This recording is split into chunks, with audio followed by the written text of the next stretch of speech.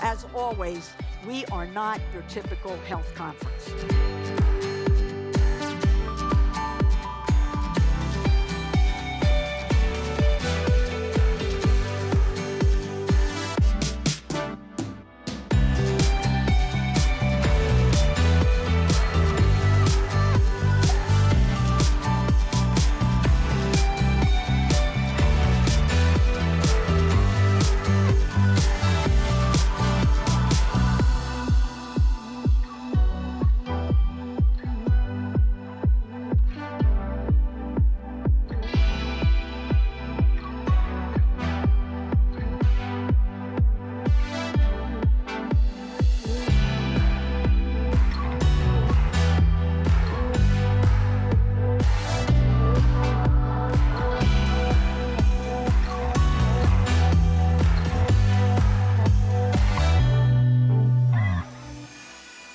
Please welcome to the stage Bill Frist, Global Board Chair of the Nature Conservancy and former U.S. Senate Majority Leader. All right. Welcome to Aspen Ideas Health. Now, you know, as the Global Board Chair for the Nature Conservancy, I want to ask you to take just a moment and close your eyes and breathe in that mountain air and think about place. Place. I mention place because I think we need to think of it in terms of the context of our coming days together. We come to Aspen not only to share in each other's company like we are here this evening, but to take a moment to reflect on these idyllic, these natural surroundings that calm our minds, that lift our spirits, and yes, that serve to unite us. That is the power of place. This is the power of place, the transformative power of the land that we gather on today.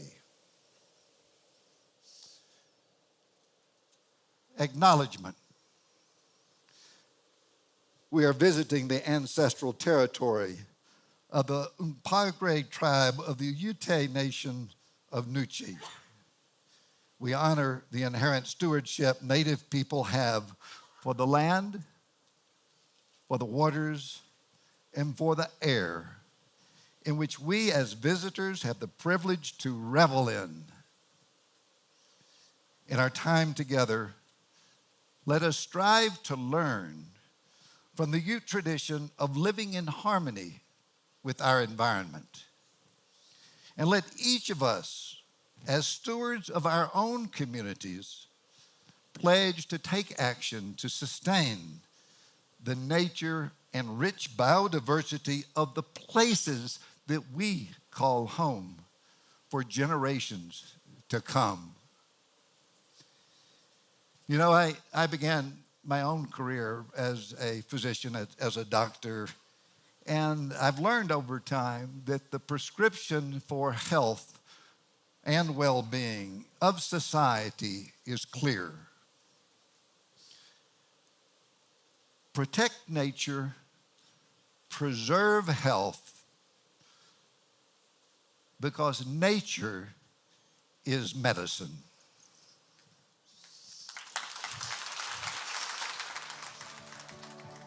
"75 years ago, Walter and Elizabeth Pepka invited the world to Aspen, Colorado for the Goethe Bicentennial, a gathering that honored the spirit of humanism through music, philosophy, and dialogue.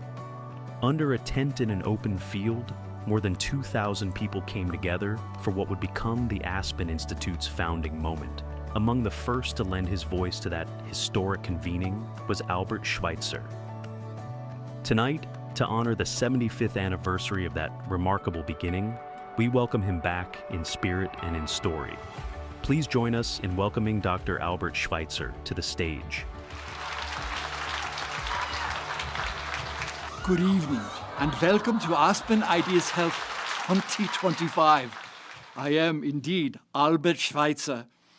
I'd like to think that many of you know who I am, although it has been 75 years since I last stood here on the occasion of the Aspen Institute's founding.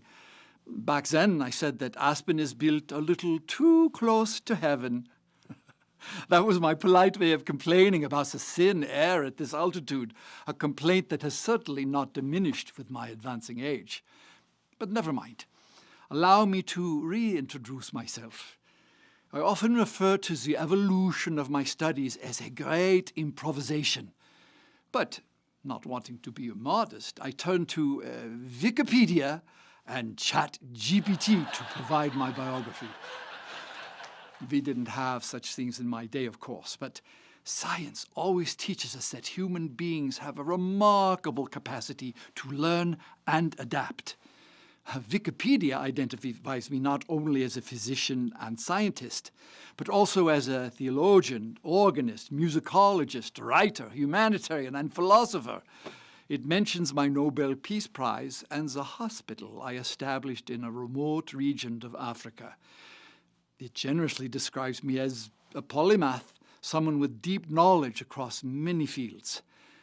I think that last characterization may be why I was invited here tonight. Aspen Ideas Health itself is a bit of a polymath, a cross-cutting landing place for people with diverse expertise and distinctive ways of thinking about medicine and health. At its core, Aspen Ideas Health is true to one of the founding principles of the Aspen Institute, the use of science as a tool to build a good society. That tradition is embedded in its DNA. You'll see that reflected in this convening, which brings together a multiple distinguished group of researchers, health professionals, scientists, and futurists, trailblazers, everyone. Their deep dives into cutting-edge medicine and other evidence-based health-promoting knowledge are certain to inform, stimulate, and engage you. But advancing health is about more than groundbreaking science.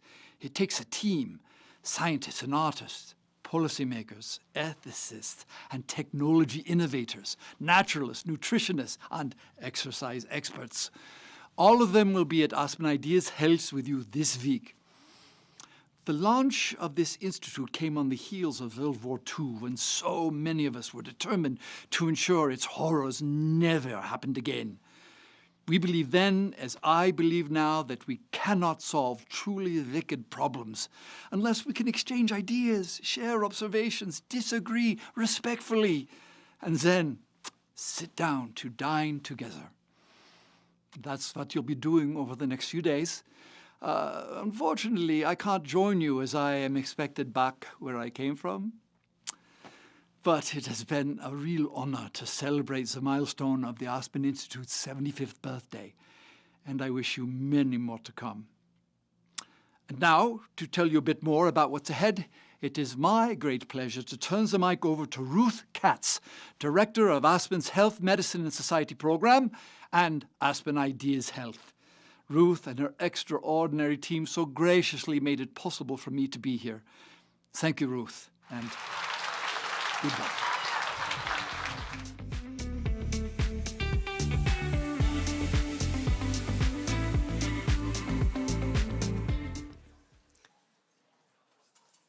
Thank you, Dr. Schvitzer, for that extraordinarily kind introduction, and especially for your contribution to establishing the Aspen Institute. As the keynote speaker at the founding convocation in 1949, you set the bar for the Aspen vision and grounded us in the principles, goals, and aspirations we still live by. How amazing to have Dr. Schvitzer back on the Aspen stage in the flesh. Now, I am not sure where he came from or where he goes next, and I'm certainly not quite sure how to follow a Nobel Prize winner and a world-renowned polymath, but I'll do my best. To paraphrase him, I am indeed Ruth Katz, Director of Aspen Ideas Health, On behalf of our team, one I always call small but mighty, it is a great honor to extend a warm welcome to all of you. Dr. Schvitzer reminded us that this year marks the 75th anniversary of the Aspen Institute's founding. Its stated purpose is to ignite human potential, to build understanding, and create new possibilities for a better world. Aspen Ideas Health, now in its 12th year, contributes so much to that worthy goal because we cannot ignite human potential unless we are healthy enough to do so. But good ideas involve much more than biomedical breakthroughs and possessing an insurance card, though both are essential. It also demands creative thinkers to gather evidence of the complex interplay of individual behavior, genetics, and environmental conditions, and act on that evidence. The powerhouse speakers with us this week are just those people. Though our topics are wide-ranging, Aspen Ideas Health holds fast to core principles. Like the Aspen Institute itself, we recognize that scientific evidence is fundamental to progress and that dialogue, leadership, and action are keys to driving positive change. As Dr. Schvitzer said, we come here with differences of opinion, yet we also break bread together. And believe me, the terrific food offerings on campus will make you want to break a whole lot of bread and eat a lot of hot dogs as well. But good food aside, in these challenging times, we enable hard conversations and expose you to new ideas. And we create ample opportunities not only to listen, but also to ask questions, connect with colleagues new and old, and continue the civil conversation both here and long after you return home. We come together as a community of people who care deeply about health, a shared passion making our interactions so rich. We are also together because of our underwriters, whose names you can read on the two screens. Their generosity fuels everything we do, so I cannot overstate our appreciation for each one of them. Thanks are also due to our speakers, staff, volunteers, and especially to you, our incredible audience.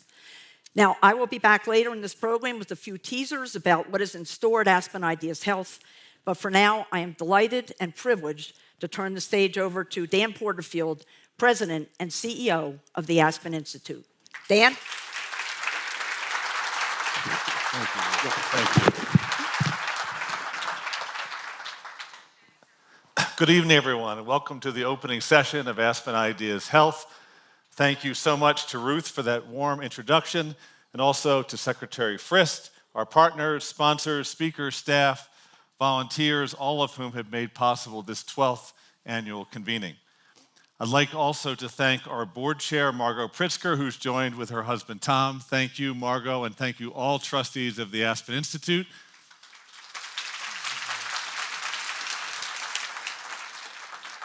This year's gathering is especially meaningful because, as you heard in the video and from Dr. Schvitzer, we are celebrating the Aspen Institute's 75th anniversary, which means we're looking forward to our next 75 years of service as a convener of consequential dialogues and an organ of civil society.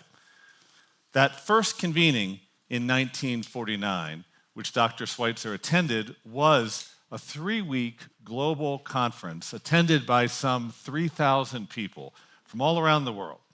Our founder, Walter Pepke, and others designed it to explore whether the philosophical concepts of humanism could help the West to meet the tests of a post-World War II world still wobbling like a top. It was an inflection point for the world. On the one hand, green shoots of hope were abounding. America was rightly proud of our soldiers and citizens and economy that enabled the Allies to win the war. The global community had recently established the United Nations and ratified the Universal Declaration of Human Rights. Advances in science and technology offered wondrous promise for improving the human condition. But, on the other hand, many felt profound uncertainty and even anguish. The tragic legacy of the Holocaust spoke of man's capacity for evil and for inhumanity. The Soviet Union was expanding. Communism had taken over China. The Cold War had begun, and nuclear technology was proliferating. America's role, and more broadly, the role of the West, would be critical for global peace. But what would hold the West together in such times?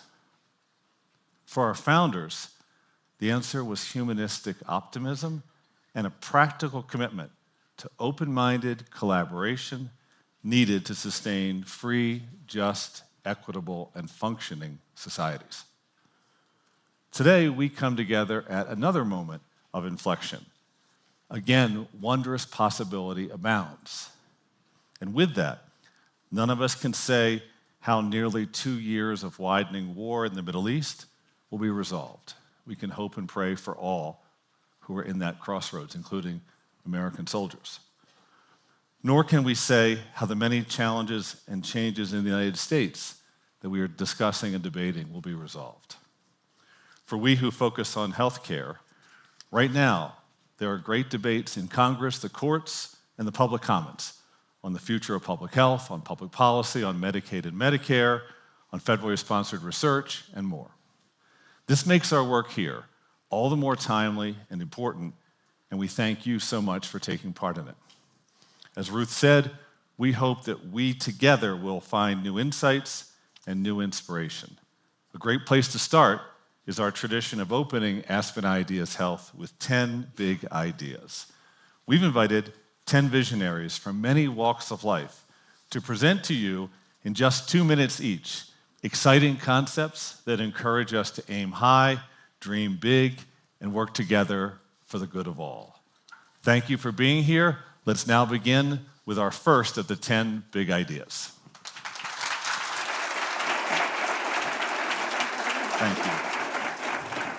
Hello, good afternoon, everyone. I'm Nora Bulkov. I direct the National Institute on Drug Abuse at the NIH.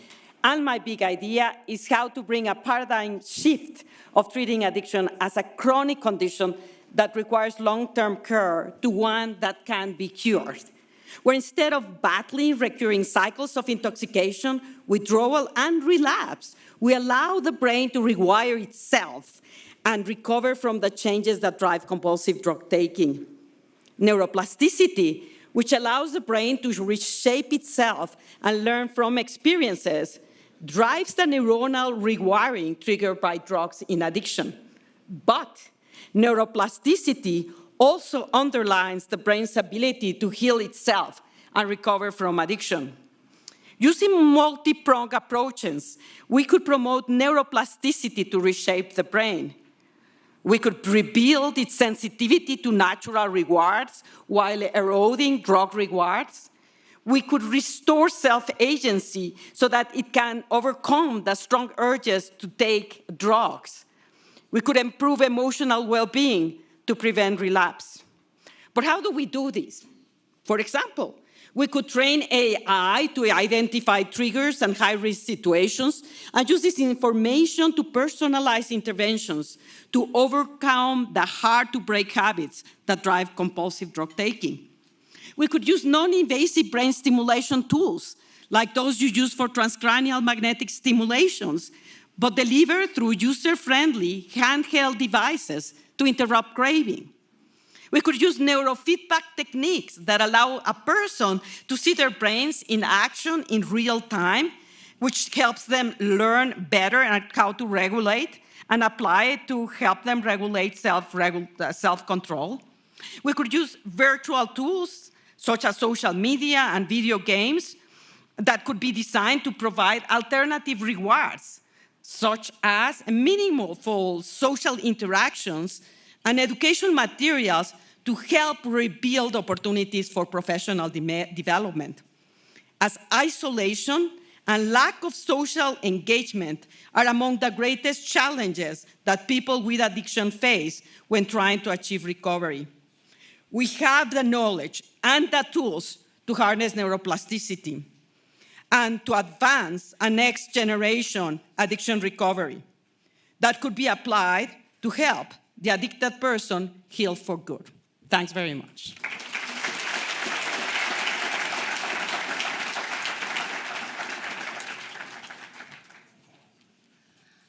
Good evening. I'm Dr. Uch Blackstock, founder of Advancing Health Equity, and New York Times bestselling author of Legacy. My big idea is this. What if burnout isn't the disease we think it is? What if it's a symptom of something much deeper? As an ER physician, I was burnt out for years.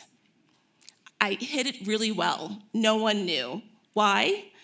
Because we talk about burnout like it's a personal failing. Oh, I know a great yoga class. Have you heard of that new meditation app? You just need better work-life balance. But what if we asked a harder question? What if burnout is actually a moral injury? A deep, invisible wound from working in a system that devalues both the people delivering care and receiving care. Patients of color experience chronic illnesses more often than their peers. Clinicians of color, like me, are more likely to burn out. This isn't a coincidence. This is by design. So hear me out. Here's my big idea. Let's create an equity vital signs index, a new kind of vital sign, not just for patients, but for the systems that take care of them. Let's track how often patients of color are dismissed or ignored, or how well clinicians of color are supported, whether harm is acknowledged or repaired, or just swept aside. But let's be even bolder. Let's tie funding, accreditation, and reimbursement to it. We already pay for equity. We already pay for quality. Why not pay for equity? If we can measure it, we can make it matter. It's not just about broken workflows. It's not just about working long hours. It's about broken values. And the cure is not another wellness workshop. It's tracking the data that truly matters and making sure that systems are held accountable. I'm Dr. Uch Blackstock, and that's my big idea.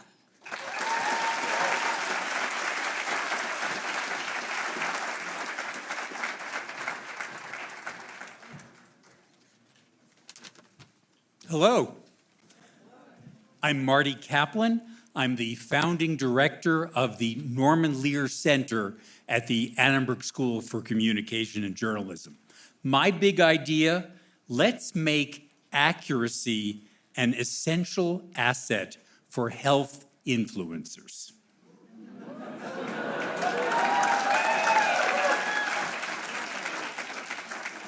The idea that drives the Lear Center, call it Big Idea 1.0, is this: stories matter. Our beliefs and behavior are downstream of narrative, not downstream of facts. That's why we launched Hollywood Health and Society 25 years ago, to inspire screenwriters to care about accuracy when they depict medicine and health. But social media has disrupted all media. Hollywood doesn't dominate the storyverse anymore. Creator culture, networked maker culture is the new popular culture. And influencers are its new storytellers. There are now tens of millions of influencers in the US. Tens of thousands of them post about health. Their followers feel they know them, they trust them, they seek them out. 1/3 of Americans say that when they're looking for health information, they turn first to YouTube and TikTok, not to health professionals like doctors. So it's dispiriting how much of the information they find there is inaccurate, misleading, or false. And it's perverse that the more unreliable the information is, the more love it gets from the algorithms. What social media needs now are more health influencers who know the difference between evidence and clickbait. More influencers who fans trust them because they trust science. That's Big Idea 2.0. Let's build a coalition of public health advocates to launch a new kind of Hollywood health and society for TikTok times.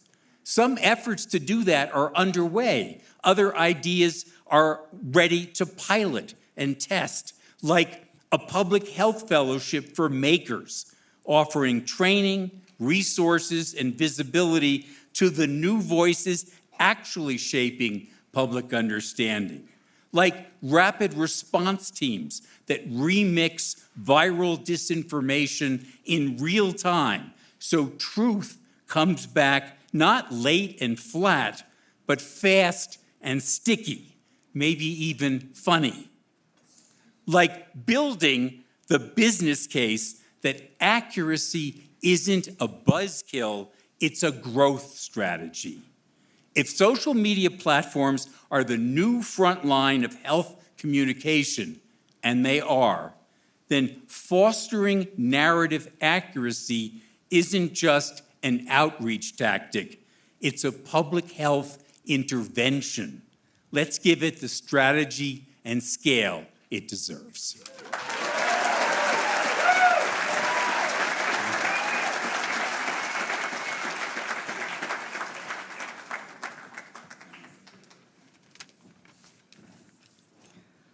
Hi, everyone. My name is Bonnie Tsui. I'm a journalist and the author of the new book on muscle. My big idea is that I'm here to tell you that your muscles are smarter than you think.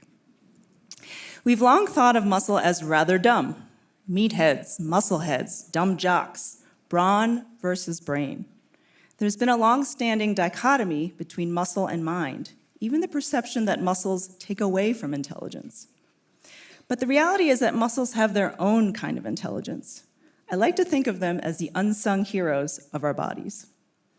A few ways that muscles are smarter than we might think. Number one, muscle has its own memory. Researchers show that human muscle cells themselves have an epigenetic memory of past exercise, even after a months-long and maybe even years-long hiatus. They remember how to get bigger faster than they did before. Muscles also remember other things, like experiences of atrophy and illnesses like cancer, in ways that can affect our overall health. Number two, muscle is chatty. It's not just for mechanical movement, it's also an endocrine tissue, releasing signaling molecules that travel to other parts of your body, including your brain, to tell them to do things. In essence, your muscles and your brain are talking to each other all the time. When you exercise, your muscles get even chattier. Brain regions like the hippocampus, critical to learning and memory, actually get bigger with exercise. That's one reason that kids do better in school with PE. Bulking up your muscles actually bulks up your brain. Number three, muscle is influential. When muscles change and grow, they influence other body systems to do the same. The single most important exercise for health as you age is strength training. I know that message is starting to get out. In other words, making your muscles bigger and stronger. Investing in your muscles is investing in cognitive health, cardiovascular health, immune health. The takeaway? From early life to end of life, the benefits of investing in our muscles are clear. Muscle shapes our lives. So maybe your own relationship with your muscles has become distant. Maybe you're frenemies. Maybe you used to be besties with your biceps, but now you're practically strangers.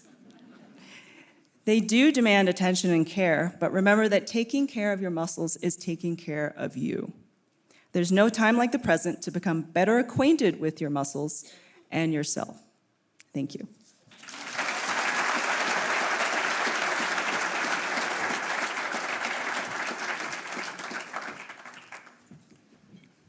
My name is Kafu Dasa, and my big idea is to transform the way we do mental health research. I'm a psychiatrist, a neuroscientist, and an engineer. And I run a research lab at Duke University where we study how the brain uses electricity to encode emotions. We do this work in mice. My broader goal is to come up with new treatments and cures for my patients and their family members who have been impacted by devastating psychiatric disorders. In my research lab, we implant electrodes, each the size of a piece of hair, into the brains of mice, and then we study how the electrical patterns change when they're exposed to situations that produce mental illness in humans, things like stress or drugs of abuse. But I know what you're thinking. Do mice really have feelings? Now, suppose I told you I saw a mouse running right there.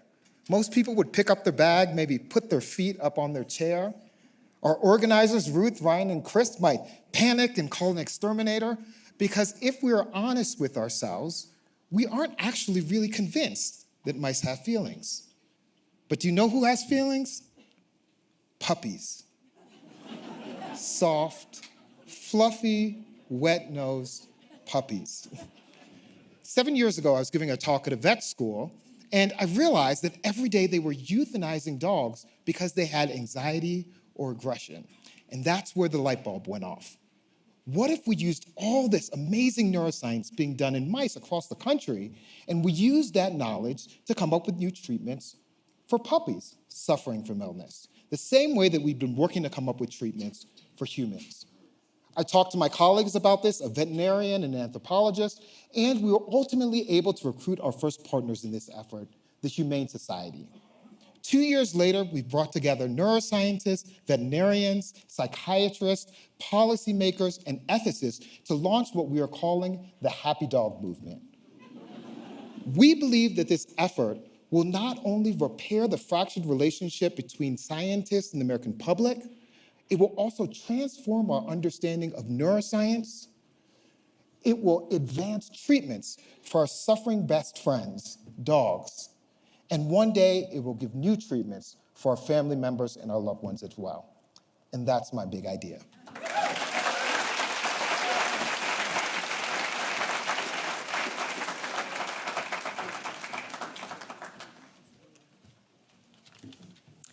My name is Rachel Hers. I'm a neuroscientist and expert in the sense of smell. My big idea is to make smell testing a standard feature of routine healthcare. This is because our sense of smell is tied to our health span and lifespan. You're 4 times more likely to die over the age of 55 if you have an impaired sense of smell than your peers with good noses when all other demographic characteristics are held constant. Beyond being linked to our systemic health, smell dysfunction is the #1 pre-symptomatic sign of a variety of diseases, from COVID-19 to every major brain disorder. Routine smell testing from cradle to grave can be a major force in early interventions. Not only is a healthy sense of smell critical for our general health, it is also directly tied to our experience of food and eating. Except for the detection of salt, sour, sweet, bitter, and fat, our perception of food is all due to smell. And aroma and flavor are key to food satisfaction and satiety.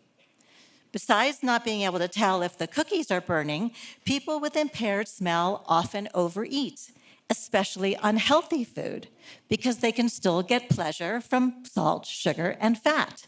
And this can lead to obesity and metabolic syndromes.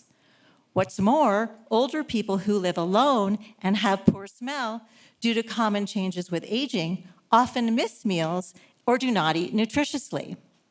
In the elderly, poor nutrition can cause symptoms that look like dementia. If this is a misdiagnosis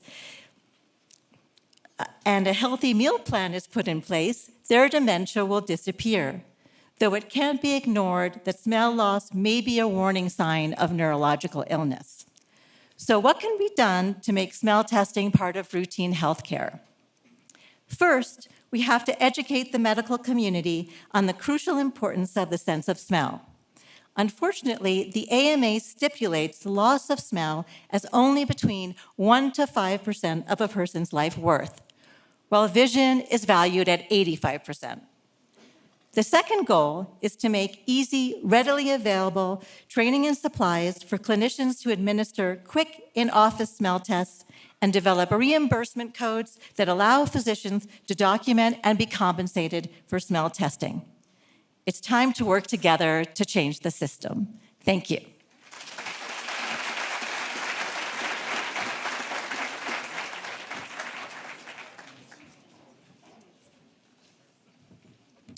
Hello. My name is Steve McGami. I'm the co-founder and CEO of Frist, recently named number 18 on the CNBC Disruptor 50.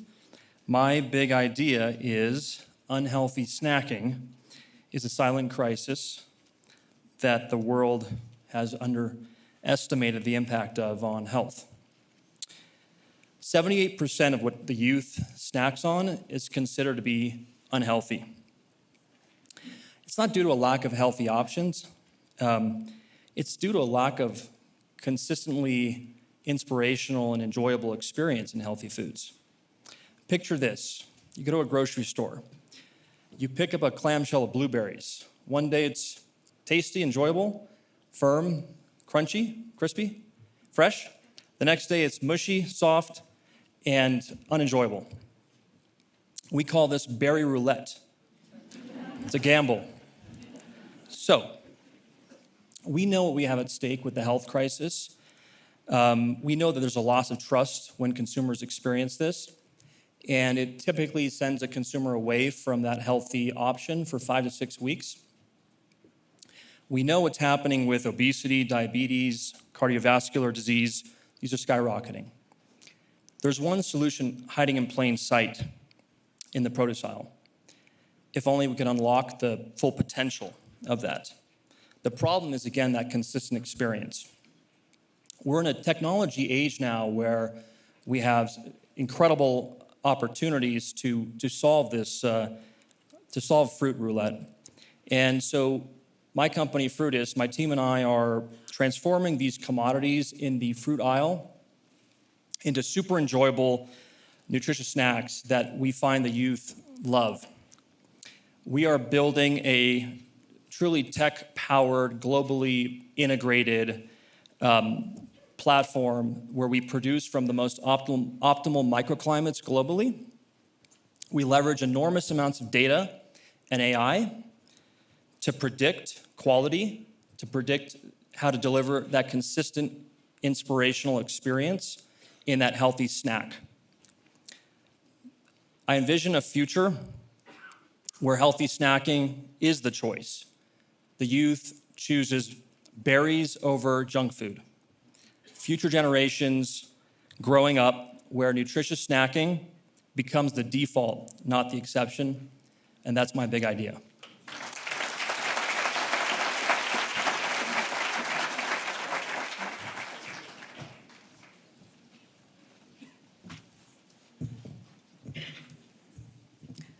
Good evening. My name is Nita Farahhani. I'm a professor of law and philosophy at Duke University and the author of The Battle for Your Brain. And my big idea is that we have to rebuild our ability to think freely. Last spring, my 10-year-old daughter told me that she'd lost her best friend to something called brain rot. Not a disease, just a boy who speaks in memes. Brain rot. Oxford University's word of the year in 2024. Our ability to be autonomous thinking humans rests on 3 pillars, and we're systematically dismantling them. First, cognitive competence, our ability to think for ourselves. A Duke Law student this past spring failed one of her exams by citing non-existent cases that her AI had invented. She wasn't careless. She literally couldn't tell the difference between knowing and retrieving information. Second, interoception, our ability to feel our own bodies. In Taiwan, a gamer died at his computer. His body sat there for hours while other players played on around him. They weren't heartless. Their brains had learned to ignore bodies, even their own. Third, genuine connection, our ability to sync with other humans. Researchers have watched what happens when mothers check their phones while reading to their toddlers. The neural synchrony between their brains, that beautiful dance of connection that builds human consciousness, collapsed. Not metaphorically, measurably. But here's the hope. We can rebuild. Our mental scaffolding can be rebuilt, and we can reclaim our cognitive liberty. Here's some simple ways how. Tomorrow morning, first thing when you wake up, don't reach for your phone. Just for 5 minutes. Feel your body first. Notice your hunger, your fatigue, the morning lights.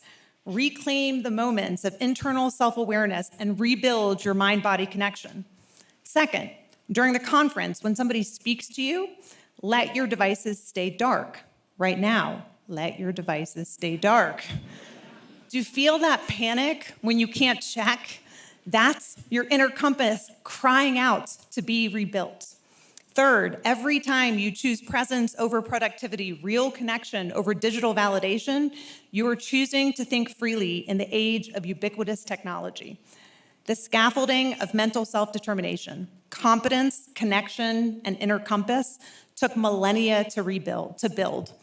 We can tear it down in a single generation, or we can choose, notification by notification, morning by morning, to build it back. The choice is ours. Let's choose wisely.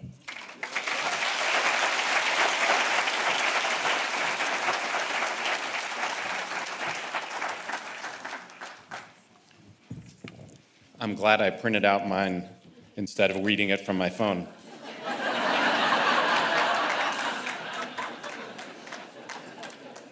I'm Atul Gowandi. I led global health at USAID and have now returned to Harvard.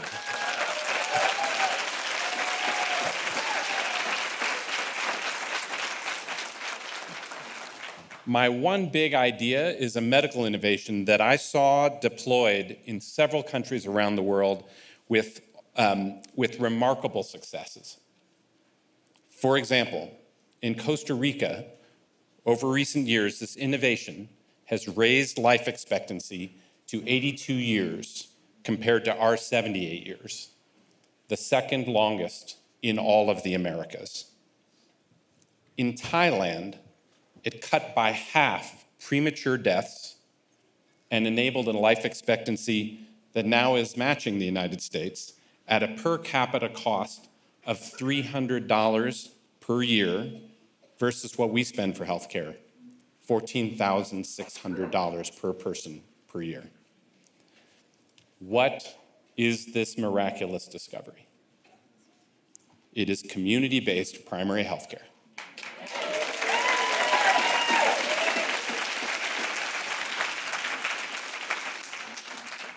Yes, just primary healthcare. But with 4 critical features. Number 1, every community member in these countries and in some of our own communities, we see versions of this, has designated a local primary care team for most health needs, their acute care, their chronic care, their preventive care, even their palliative care.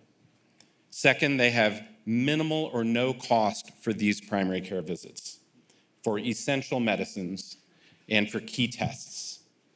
In contrast, over half of working-age Americans face deductibles exceeding $2,500, discouraging them from having access and approaching their medical visits for basic care and medicines. Third, these are based around teams, including community outreach workers who visit each household at least once every 3 months. That outreach is critical. It isn't enough to just wait for people to show up at a clinic. You need touch points to establish a trusted relationship and identify needs before it is too late. Finally, the teams have to set community-based goals to reduce the biggest local health concerns intentionally, like high blood pressure or addiction or infectious diseases such as HIV. It's concierge care for all.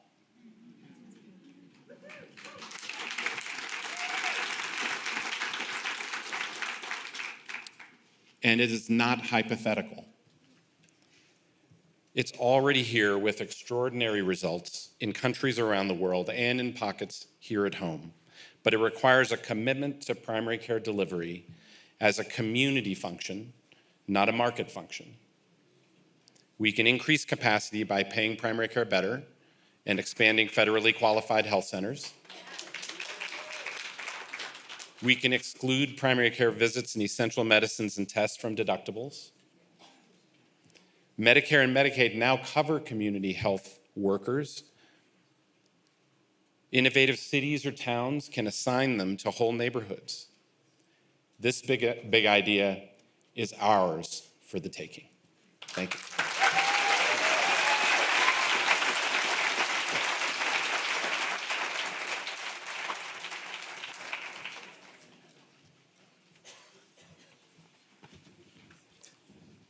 Hello, I'm Dr. Olajide Williams, neurologist, scientist, and co-founder of Hip Hop Public Health. Imagine the CDC partnering with musicians like they do with epidemiologists. Imagine a song about the importance of cancer screening competing for streams with Taylor Swift and Kendrick Lamar. Imagine a public health record label with more hit records than Motown in its prime. What if saving a life begins with creating a hook? Dougie Fresh, my co-founder at Hip Hop Public Health, created a song called Stroke Ain't No Joke that has actually saved countless lives. Daniel, a 5th grader, recognized his father's symptoms in the throes of a stroke and called 911 immediately because that song was stuck in his head. Yes, we have published evidence-based data involving more than 3,000 children in an NIH-funded study called Hip Hop Stroke, but the success of our publications paled in comparison to the day my own mother had a stroke. Stroke Ain't No Joke was the reason my sister called 911. What is more powerful? A boring educational health brochure or building that content into a catchy song? Music has remarkable superpowers. It turns moments into still photographs. It inspires action by stirring our feelings. It transcends our cognitive barriers. And although music and language evolved at the same time, music occupies twice as much real estate in the brain as language itself. Remember Schoolhouse Rock? Conjunction, junction, what's your function? Decades later, millions of Americans still remember those messages. Now imagine a billion streams of a life-saving song. So what is my big idea? And my big idea is using music as a public health vehicle to save human life. Thank you.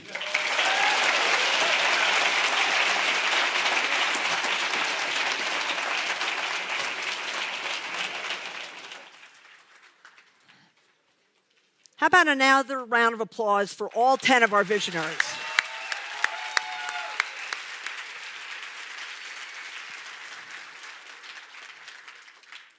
You guys give us a sense of what is possible, and you carry the promise of making meaningful progress in health.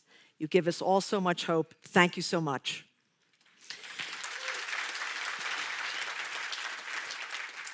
Now, I promised I'd be back to tell you a little bit more about our program. You will certainly hear about cutting-edge medical advances and scientific breakthroughs. But evidence takes many forms, and you'll also encounter powerful ideas, such as you just heard, about health and wellness that fall outside the realm of diagnostics and therapeutics. Many are backed by solid data. Some are stories of seekers and strivers who have accomplished something remarkable. Still others represent bold new avenues of pursuit. To guide your planning, we have organized the sessions over the next 3 days into 7 broad themes. But that's just the beginning. When you're not diving deep into these sessions, there is so much more to experience. We have morning walks, yoga, sound healing, book talks, and a can't-miss photography exhibit outside Pepka Auditorium. In the evening, we will have food trucks at the Marble Garden tent, which will once again come alive with music, cocktails, mocktails, and of course, great conversation. Let me then give you a peek of our 7 themes. Audacious science is where you can learn about progress in biomedicine, artificial intelligence, digital health, and countless other innovations just over the horizon. Payoff, investing in health, uses a business lens to examine investments in promising medical science, cost-saving care delivery models, workforce challenges, and opportunities to promote market competition.